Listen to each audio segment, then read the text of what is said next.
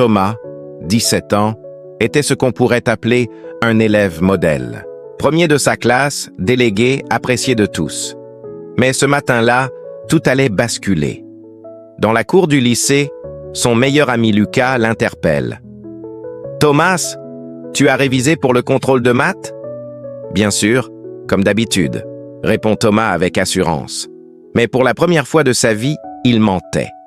La veille, il avait passé la soirée à jouer en ligne, négligeant complètement ses révisions. Ce petit mensonge, insignifiant en apparence, allait déclencher un effet domino dévastateur. Pendant le contrôle, Thomas panique. Les équations dansent devant ses yeux.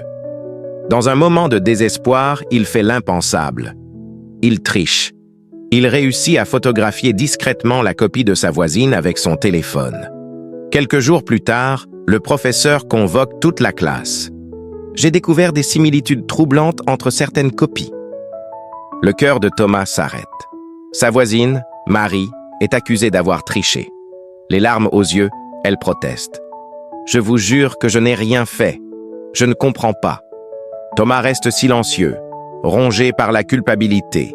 Son mensonge initial se transforme en une cascade de nouveaux mensonges pour couvrir sa faute. Il laisse Marie porter le blâme. La rumeur se répand comme une traînée de poudre. Marie, excellente élève, voit sa réputation détruite. Certains élèves commencent à l'isoler. Lucas, qui avait un faible pour elle, est particulièrement affecté. « Comment as-tu pu faire ça, Marie? Je te faisais confiance. » Thomas observe, impuissant, le chaos qu'il a créé. Chaque jour, le poids de son secret devient plus lourd. Ses notes commencent à chuter, ses nuits sont hantées par la culpabilité. Un mois passe. Marie est convoquée pour un conseil de discipline. C'est la goutte de trop pour Thomas. La veille de l'audience, il craque et confesse tout à Lucas. « C'était moi. J'ai triché et j'ai laissé Marie porter le chapeau. » Lucas explose de colère. « Tu te rends compte de ce que tu as fait? Tu as détruit la vie de quelqu'un pour protéger ton ego. » Le lendemain, Thomas affronte enfin la vérité. Devant le conseil de discipline, il avoue tout. Le silence qui suit sa confession est assourdissant. Marie le regarde, les yeux remplis non pas de haine, mais de déception. Un simple désolé ne réparera pas un mois d'humiliation. Les conséquences sont lourdes. Thomas est suspendu, mais le plus dur est la perte de confiance de ses amis et professeurs. Le chemin de la rédemption sera long.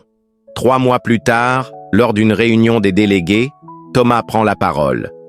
« J'ai appris de la façon la plus dure qu'un mensonge, aussi petit soit-il, peut détruire des vies.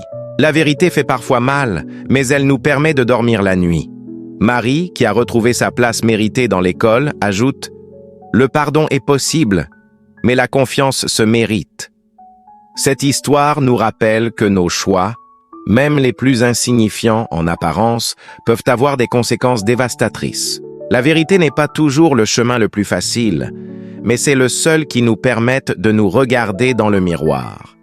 Si cette histoire vous a touché, n'oubliez pas de vous abonner et de partager. Ensemble, construisons un monde où l'honnêteté n'est pas une option, mais une évidence.